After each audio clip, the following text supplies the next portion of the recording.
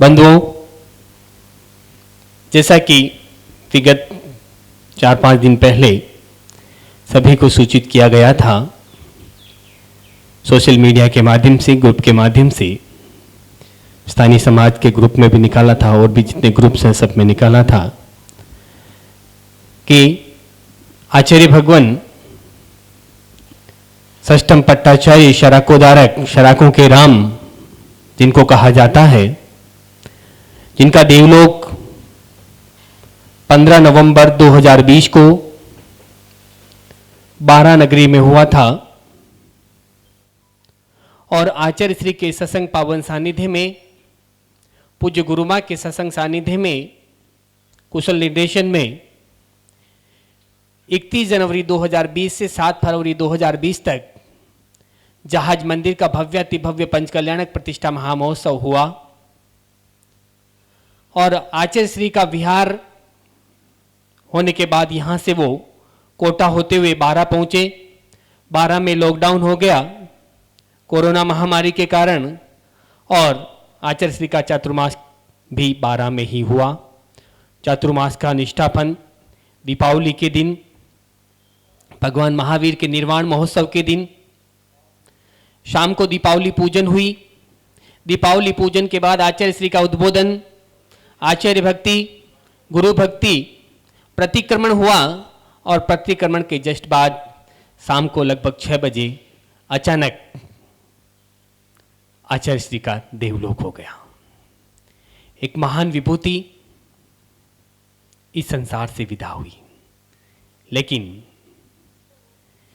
उनका शरीर यहां से विदा हुआ है, उनकी आत्मा यहां से नहीं, लोगों के दिलों में वो बसे हैं।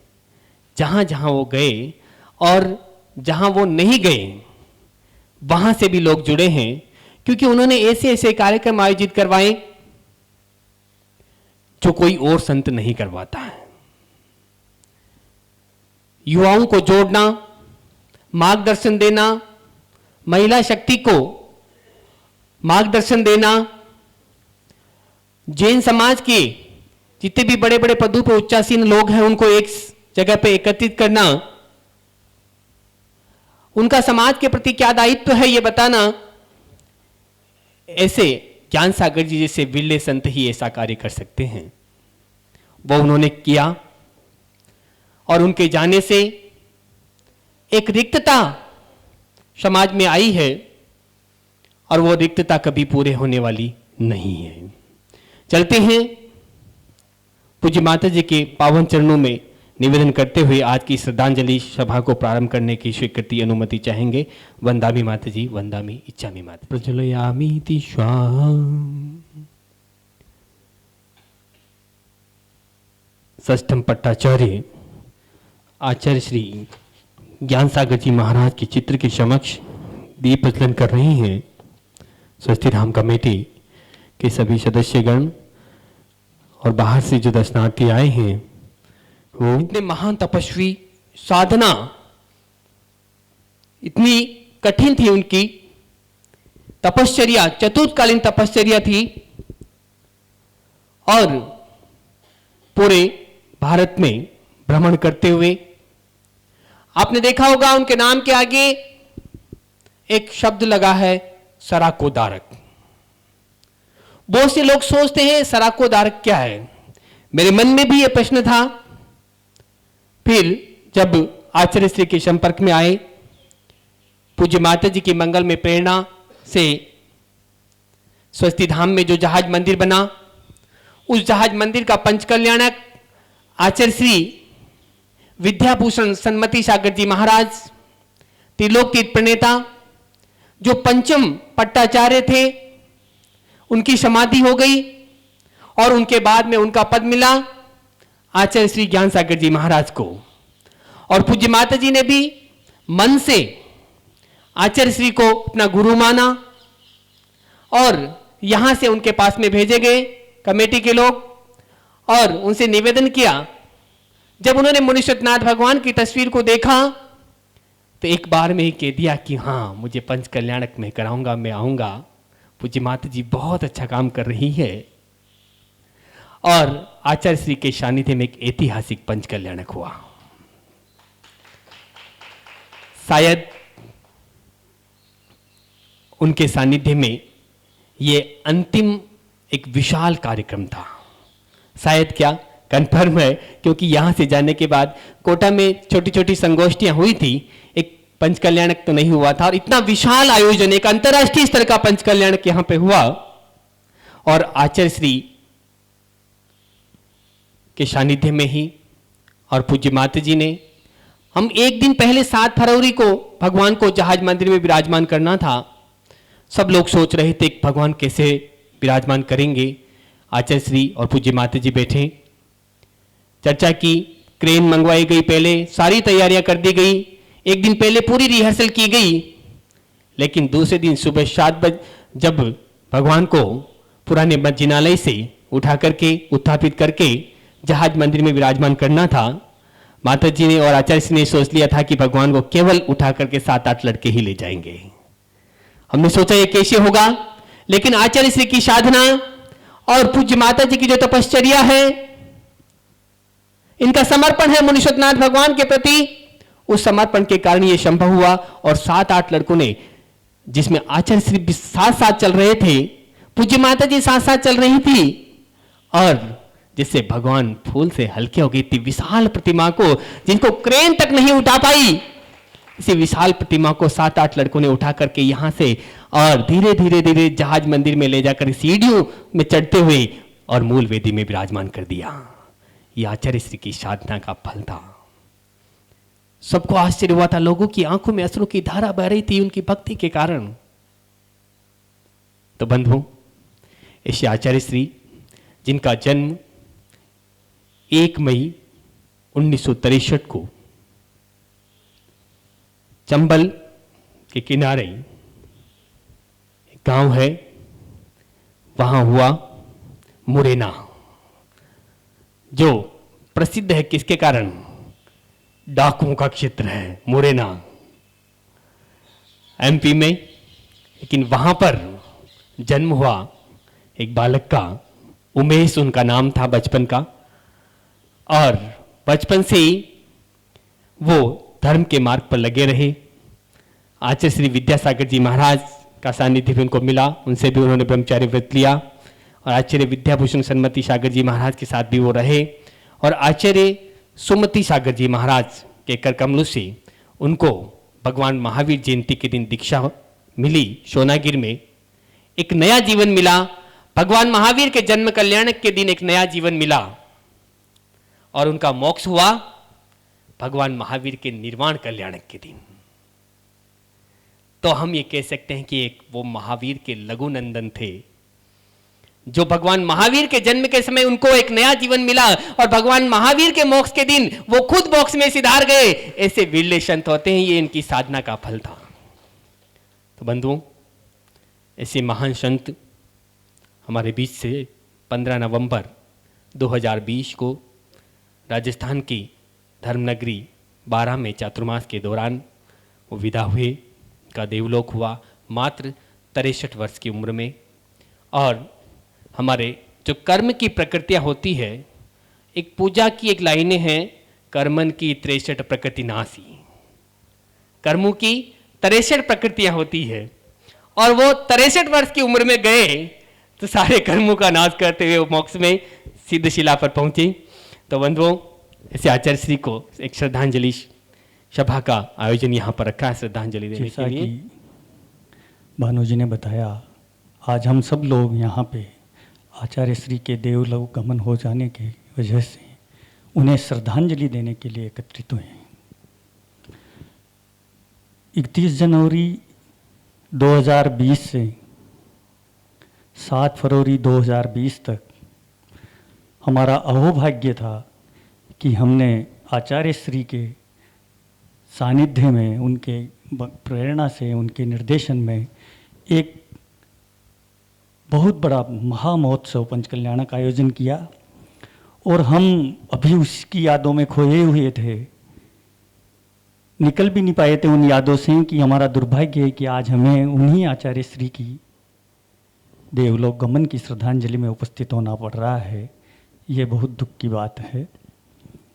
2014 में जब हमने ये ज़मीन क्रय की थी तो सर्वप्रथम माताश्री ने हमें ज्ञान सागर जी महाराज साहब के पास भेजा कि आप उनसे जाके मिलें। कमेटी के हम 4-5 लोग वहाँ गए। एक डर था मन में, कभी किसी आचार्य श्री के मैंने दर्शन नहीं किए थे। मैंने कहा इतने बड़े आचार्य होंगे, कैसा उनके साथ हमारा मिलन होगा, कैसे हम उनसे अपनी बात कहेंगे। लेकिन जब मैं उनसे मिला, हम सब लोग मिले, तो हमें लगा ही नहीं कि एक इतने बड़े आचार्य से हम बात कर रहे हैं। उन्होंने बहुत ही शालीनता से हमारी बात को सुना। बैठ जाइए आप लोग। और जब हमने उनसे निवेदन किया कि आचार्य श्री आपको जहाजपुर चलना है और ये जो स्वस्ति धाम का हम निर्माण करने जा रहे हैं उसका शिलान्यास आपके हाथों से होना है, तो उन्होंने उसी समय कहा था कि शिलान्यास आप कर लो, पंच कल्याणक कराने में यहाँ जरूर आऊँगा।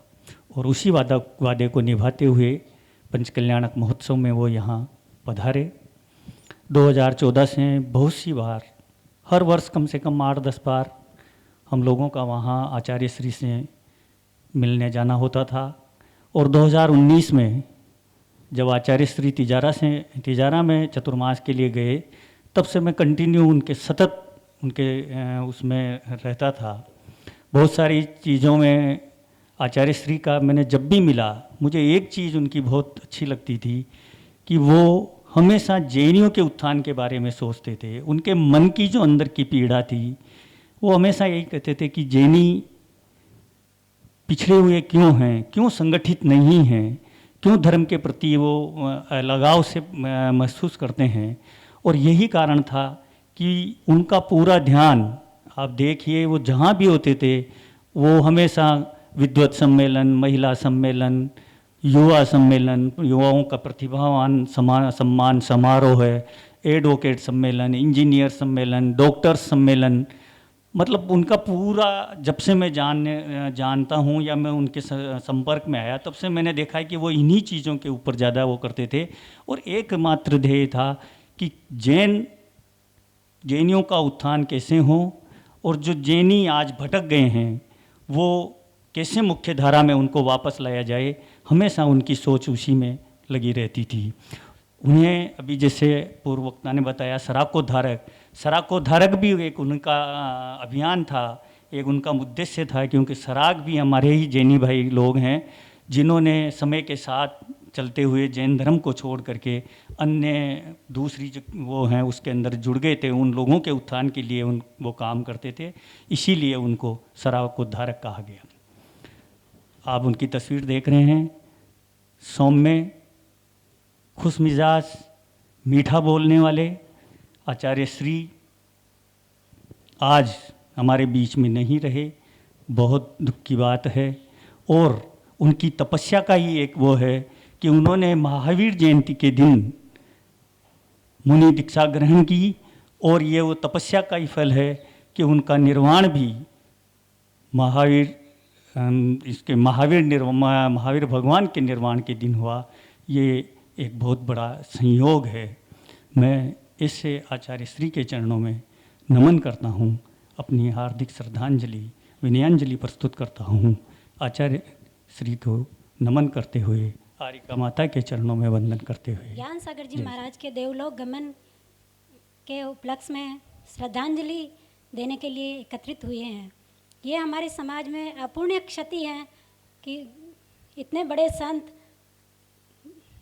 मोक्ष कल्याणक, महावीर भगवान के मोक्ष कल्याणक के दिन देवलोक गमन हो गए। वो हमारे गुरु माँ के गुरु थे, बड़े गुरु थे।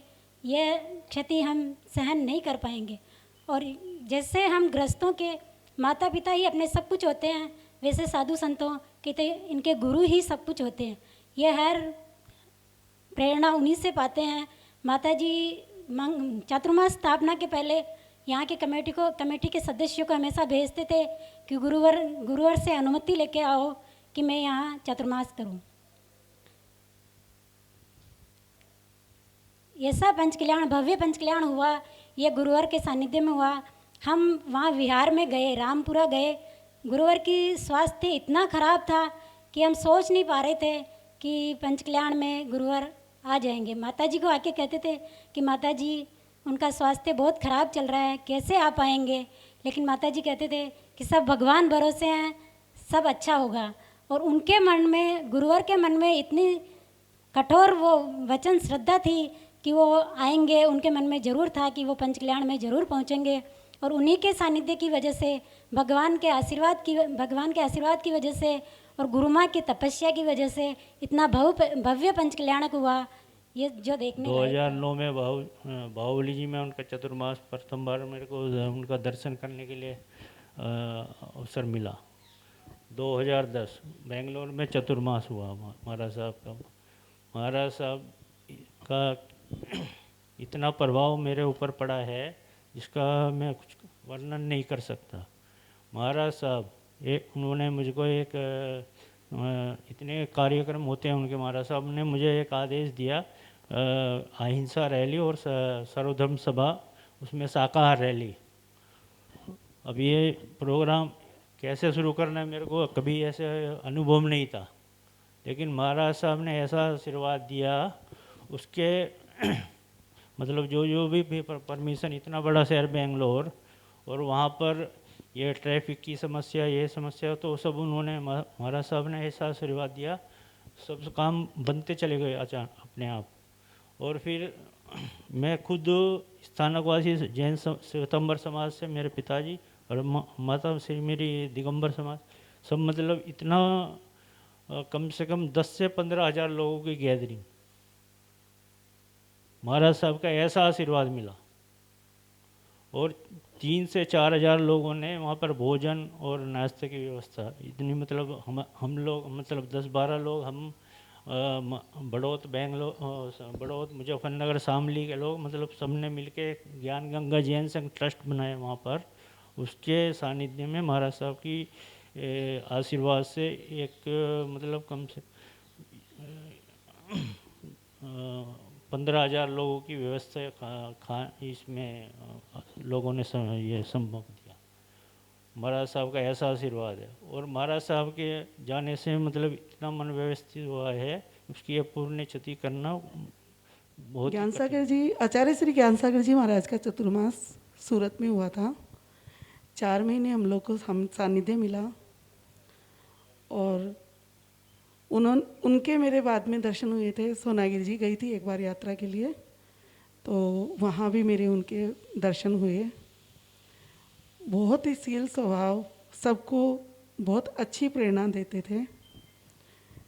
दर्शन करने से ही मन में इतनी शांति मिलती थी कि वहाँ से हटने का, गुरु के सामने से हटने का मन ही नहीं करता था। आज आचार्य श्री हमारे बीच नहीं है, उनको हमारी ओर से श्रद्धांजलि।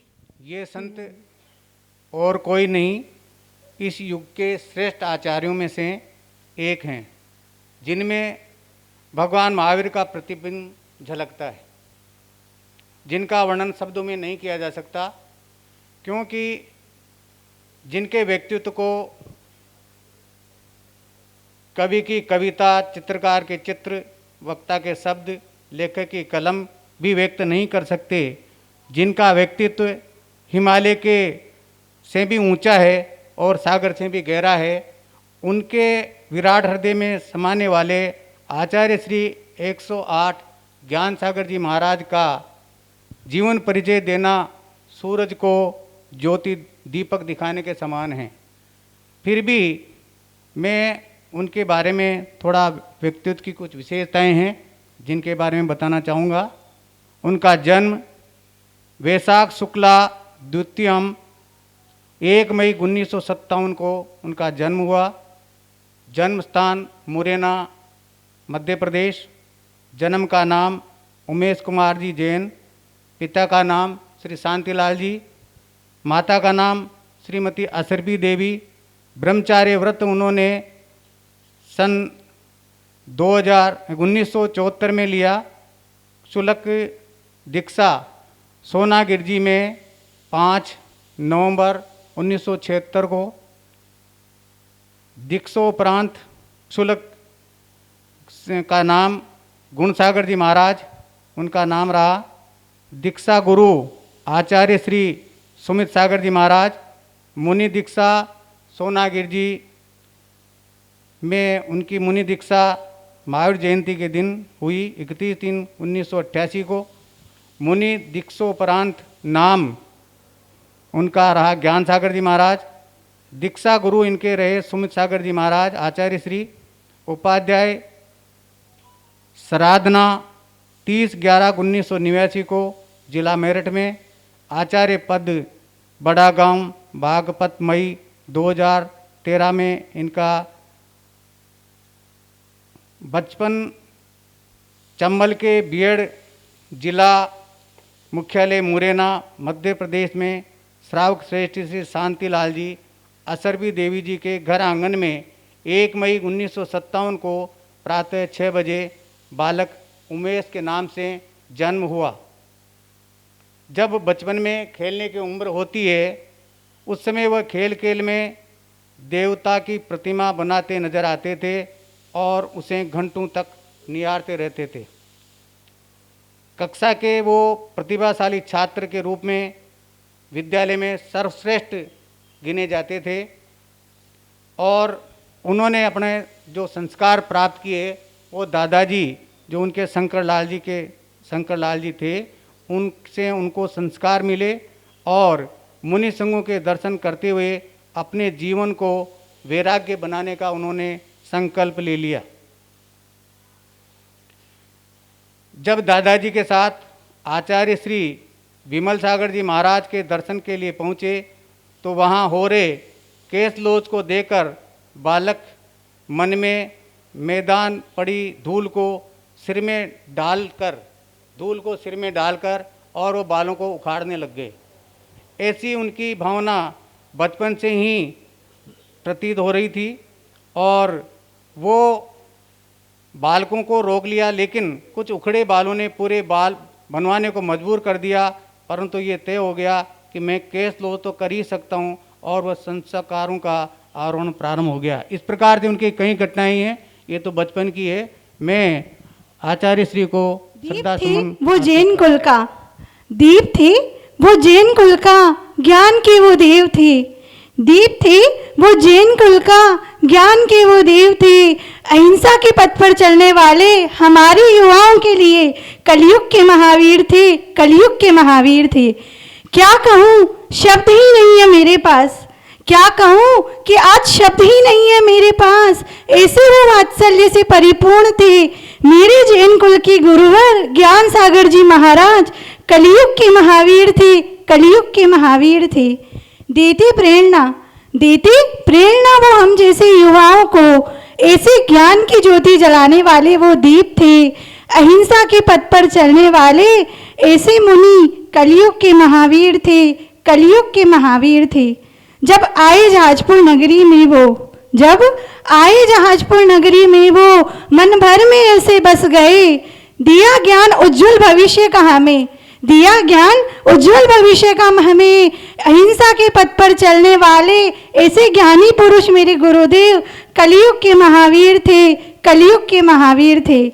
ऐसे ज्ञानी, वात्सल्य व करुणा से परिपूर्ण षष्ठम पट्टाधीश सरोकाधारक समाधिस्थ आचार्य श्री 108 ज्ञान सागर जी महाराज, जिनकी दीक्षा महावीर जयंती के दिन हुई और जिनका मोक्ष भी महावीर निर्वाण के दिन हुआ, ऐसे कलयुग के महावीर को मैं शत शत नमन करती हूँ और अपने तन और मन से श्रद्धांजलि अर्पित करती हूँ। सादर जय जिनेन्द्र। कि महाराज श्री ज्ञान सागर जी महाराज का अचानक देवलोकन गमन हो गया है। एकदम सभी शब्द रह गए और कुछ भी नहीं सूझ पाया। लेकिन नियति के आगे किसी की नहीं चलती, उसके आगे सब बराबर है। ऐसा करके संतोष ग्रहण करना पड़ा। बंधुओं, 17 साल की उम्र में दीक्षा ग्रहण कर लेना कोई छोटी मोटी बात नहीं है। लेकिन महाराज श्री अपने दृढ़ संकल्प से उन्होंने जो है पूरे संसार में अपना नाम फैला दिया। सराकों के श्री राम। बंधुओं, सबसे बड़ा होता है जो नीचे से उठे गिरे हुए प्राणी को अपने संस्कारों में जोड़ करके अपने साथ लेकर के चलें।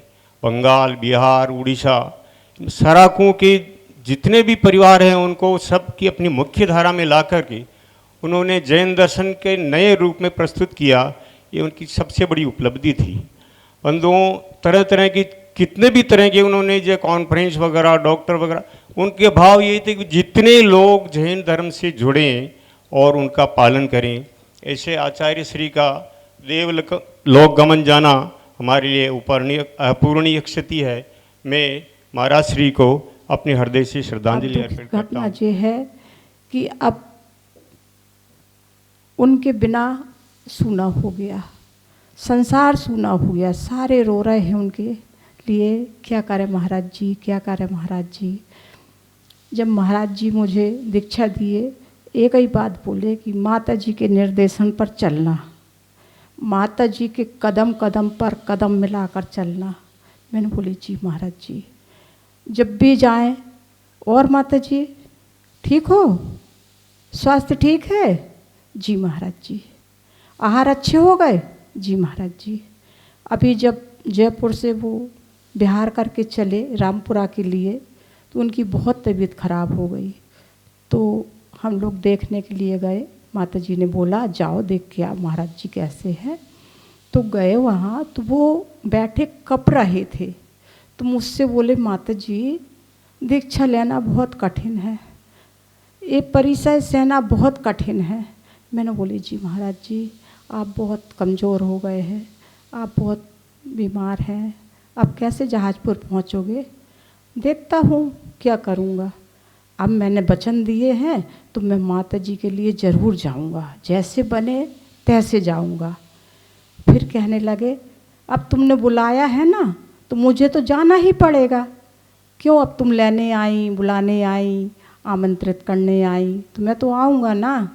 तो मैंने बोली जी महाराज जी, जब यहाँ आए तो इतना आनंद कि बस गुरु जी आ रहे हैं, गुरु जी आ रहे हैं, मेरे गुरु जी आ रहे हैं।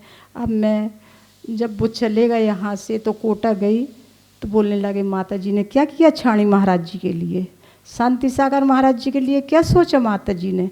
मैंने कहा महाराज जी अभी तो कुछ नहीं है, आप जैसा निर्देशन देंगे वैसा हो जाएगा। कह लगे ठीक है, माता जी से कहना है शांति सागर महाराज जी के लिए ज़रूर करेंगे, छाणी महाराज जी के लिए। मैंने बोली जी महाराज जी। बस उसके बाद मेरा मिलना हुआ नहीं, आखिरी कोटा में मिली मैं, उसके बाद दर्शन हुए नहीं। अब मैं उनके लिए अपना दुख कैसे व्यक्त करूं, कुछ बता नहीं सकती।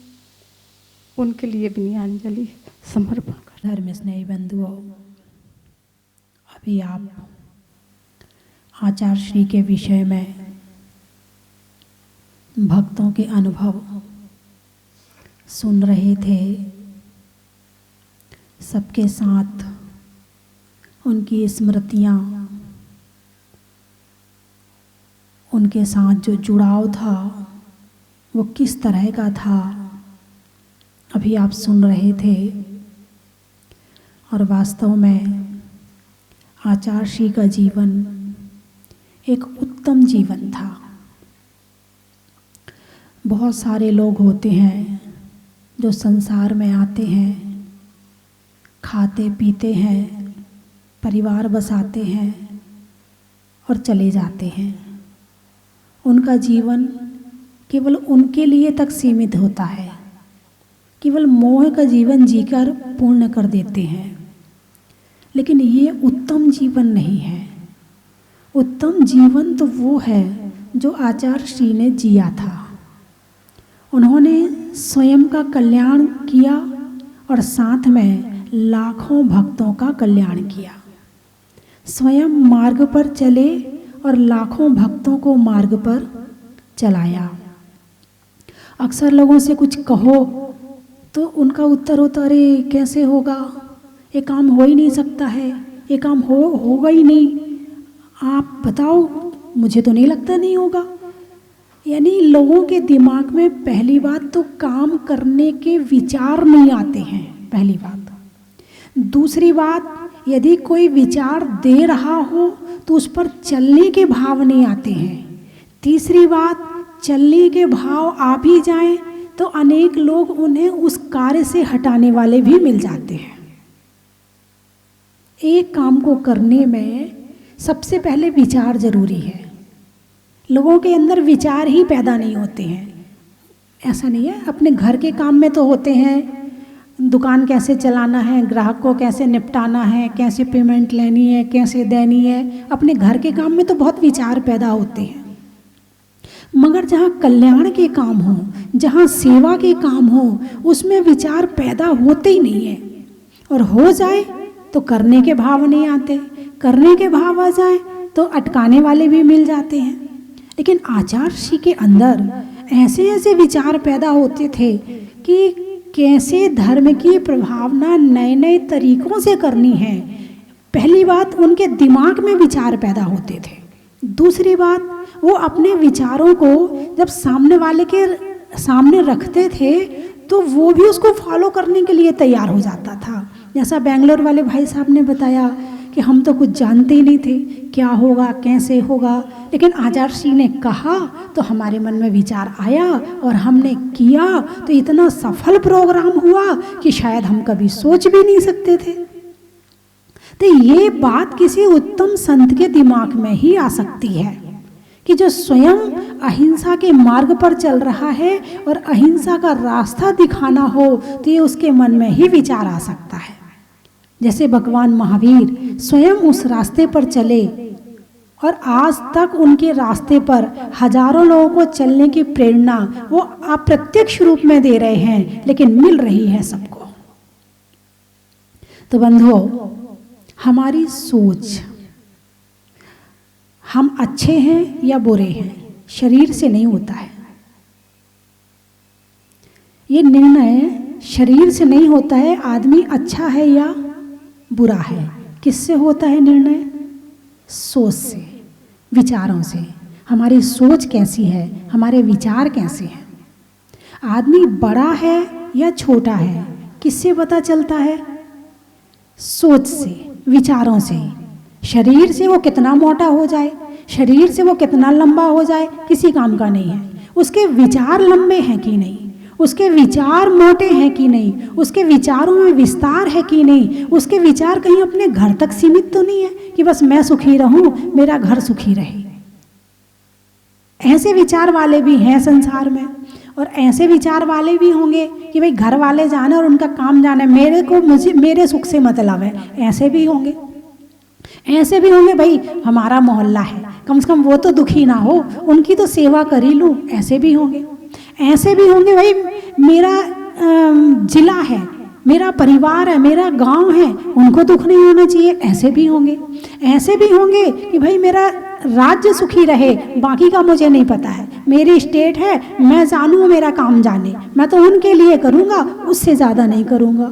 ऐसे भी होंगे जो भारत को अपना मानते होंगे, उसके लिए ही सुख की कामना करते होंगे। और ऐसे भी होंगे जो संपूर्ण विश्व के सुख की कामना करते होंगे।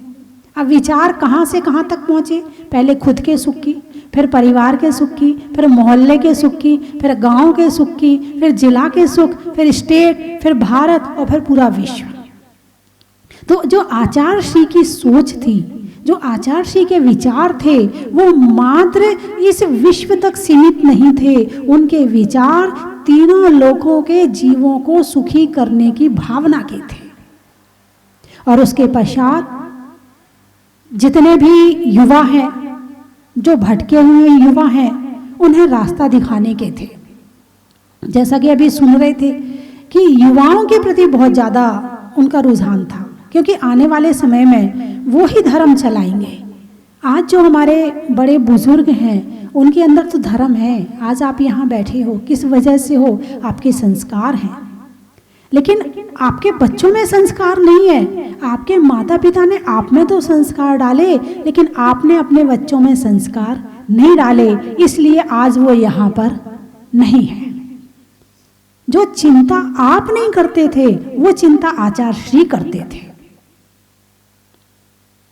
वो बच्चों के भविष्य के लिए बड़ा सोचते थे। तो ऐसे आचार्य श्री, आज मुझे भी लगता है कि ऐसे संत जो युवाओं के प्रति अपनी इतनी सोच रखते थे, आज अभी ऐसा संत दूसरा देखने में नहीं आ रहा है कि जो युवाओं के लिए प्रेरणा दे, उनके मन में विचार आए, विचार आने के बाद करें। विचार तो मेरे मन में भी आता, करूं, लेकिन नहीं करती। ठीक है भाई, इतना प्रवचन सुना दिया, बस बहुत है, मेरा काम हो गया। इसके आगे ज़्यादा मन में आते भी हैं तो उसे ब्रेक लगा देती हूँ, लेकिन वो ब्रेक नहीं लगाते थे, वो उसे फॉलो करते थे, उसे करते थे, करवाते थे। तो बंधुओं, आचार्य श्री का जन्म 1 मई को हुआ था। कब हुआ था? 1, ज़्यादा नहीं, 1। ज़्यादा संख्या की ज़रूरत नहीं है। दुनिया में सबसे बड़ा अंक कौन सा है, 9 या 1? 1। अच्छा, कैसे कहा आपने? दहला नहले को हरा देता है। ताश के पत्तों में है ना, दहला नहले को हरा देता है, दहले को गुलाम हरा देता है, गुलाम को बेगम हरा देती है, और बेगम को बादशाह हरा देता है, और बादशाह को, बादशाह से बड़ा कौन है? इक्का है। 1 सबसे बड़ा है। इक्का का मतलब 1 ही होता है, ज़्यादा नहीं होता है।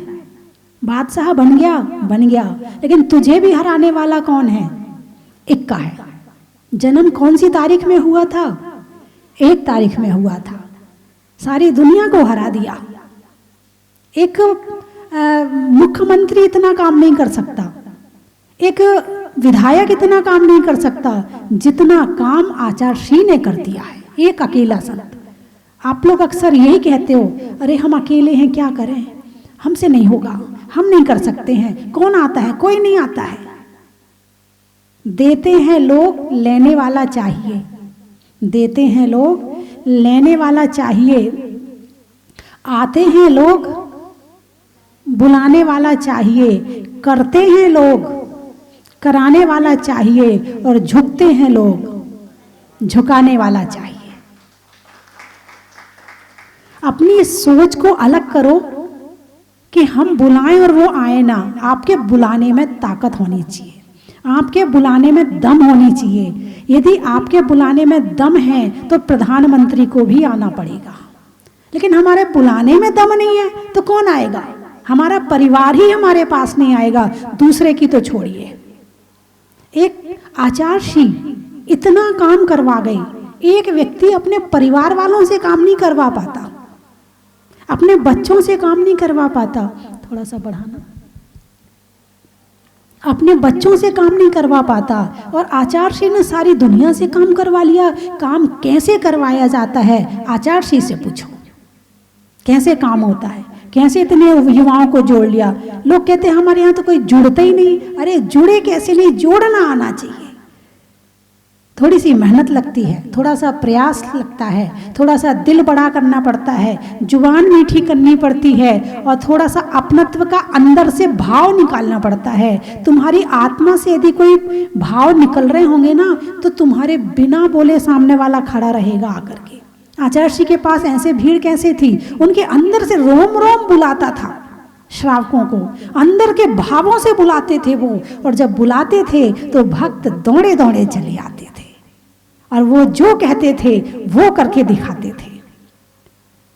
आप अपने घर में महिला पैसा मांगती है तो पति देने तैयार नहीं होता। अरे इतने दे दिए ना, बस बहुत है, हो जाएगा खर्चा। और वहाँ आचार्य श्री लाखों के लिए एक इशारा करते थे कि वहाँ ऐसा काम करवाना है। हमारा जी बताओ, अभी करवाता हूँ। देते हैं लोग, लेने वाला चाहिए। एक पति पत्नी है तो उनके पतिदेव बहुत दान करते हैं, और पति ने पत्नी से कह रखा है कि साल में 1-2 लाख रुपया तुम्हें जहाँ लगे तुम वहाँ खर्च कर दिया करो। और वो पत्नी 10-15 हजार से ज़्यादा खर्च नहीं कर पाती है, और जबकि पति ने कह रखा है कि 1-2 लाख तेरे नाम से हैं, तू चाहे बच्चों को पढ़ा, कहीं सामाजिक काम में दे, जहाँ तू देना चाहे दे ले। देने के भाव नहीं होते हैं। जब तक अंदर के भाव नहीं होंगे तब तक बाहर काम कैसे होगा। तो बंधुओं, आचार्य श्री ने 1 मई को जन्म लिया और उसी 21 को लेकर के उन्होंने ऐसा डंका बजाया सारे देश में कि स्वयं का भी उद्धार किया और लाखों भक्तों का उद्धार कर दिया। तो बंधुओं, उनकी हर डेट, तिथि, महावीर जयंती, दीपावली, 1 मई, उनकी सारी चीज़ें ऐसे हैं कि जैसे शायद जैसे हमारे यहाँ तीर्थंकर अतिशयकारी 1008 मुनि सुब्रतनाथ भगवान की हर तिथि अपने आप में बिना शोधे अपने आप ही उत्तम हो गई। निकले महावीर जयंती को हैं, और जब विराजमान हुए वो भी 13 की तिथि और 10 लाक्षणी पर्व था। निकले थे उसमें भी 10 लाक्षणी पर्व था। उनका जो भी काम हुआ बिना सोचे अपने आप हुआ। तो महापुरुषों के काम सोचने नहीं पड़ते, उनके काम अपने आप होते चले जाते हैं। और हम प्रयास करें, जब ऐसा नहीं कि उन्होंने पुरुषार्थ नहीं किया, इतनी मेहनत करते थे, इतनी मेहनत करते थे। बिना मेहनत के तो कुछ नहीं होता। लोग कहते हैं गाय दूध देती है, बोलो सही है कि नहीं? अरे बोलिए ना, गाय दूध देती कि नहीं देती? संसार में कौन सी ऐसी जगह है जहाँ की गाय दूध देती है? मैं कह रही कहीं की गाय दूध नहीं देती, निकालना पड़ता है। बोलिए, कौन से संसार में कौन सी जगह है जहाँ की गाय दूध देती है? कहीं की नहीं देती है, निकालना पड़ता है। ऐसे ही संसार में काम होता नहीं है, करना पड़ता है। बिना मेहनत के कुछ भी होने वाला नहीं है। तो आचार्य श्री से हम शिक्षा लें, यही हमारी सच्ची श्रद्धांजलि है। उनके जीवन से कुछ सीखें, उनके बताए मार्ग पर चलें, यही हमारी सच्ची श्रद्धांजलि है। बोलिए परम पूज्य आचार्य गुरुदेव श्री ज्ञान सागर जी महाराज की। पूज्य गुरु माँ ने अपने गुरु के प्रति अपने शब्दों में श्रद्धांजलि व्यक्त की और हम सबको प्रेरणा दी कि हम उनके आदर्शों पर, उनके बताए मार्ग पर चलें, तभी हमें आज ही श्रद्धांजलि सभा आयोजित करना सार्थक होगा। बाकी श्रद्धांजलि का कोई महत्व नहीं है। तो आज हम सब उनके बताए हुए मार्ग पर चलने, ऐसी पूज्य माता जी से हम प्रेरणा लेते हैं। और आज उपस्थित सभी भक्तों की ओर से मैं पूज्य माता जी के चरणों में निवेदन करता हूं कि आचार्य श्री ने जो काम अधूरा छोड़ा हो और छोड़ा है, उन्होंने जो जो काम करवाए, हम चाहते हैं कि आप वो काम करवाएं। आचार्य श्री को मुझसे बड़ी अपेक्षाएं थी, बहुत अपेक्षाएं थी कि मैं ये करूं, ये करूं, ये करूं। मैंने कहा आचार्य श्री आपकी आज्ञा और आपका निर्देशन और आपका आशीर्वाद रहेगा तो ज़रूर करूंगी मैं। फिर उन्होंने छाणी महाराज के जो वहाँ उनका समाधि हुई है, जहाँ जन्म हुआ है, तो वहाँ के लिए कार्य करने के लिए कहा। मैंने कहा ठीक है। फिर बस यहाँ से आचार्य श्री कोटा गए, वो लॉकडाउन लग गया, वो सारा काम बीच में रह गया। उनका आदेश निर्देश भी मैं पूरा नहीं कर पाई। और यदि जीवन में मौका मिला तो ज़रूर उनके आदेश का और निर्देश का ज़रूर पालन करूँगी। और मैं चाहूँगी कि जितने लोग बैठे हैं सारे लोग उसमें, क्योंकि मैं अकेले थोड़ी हूँ, आप सब हैं ना,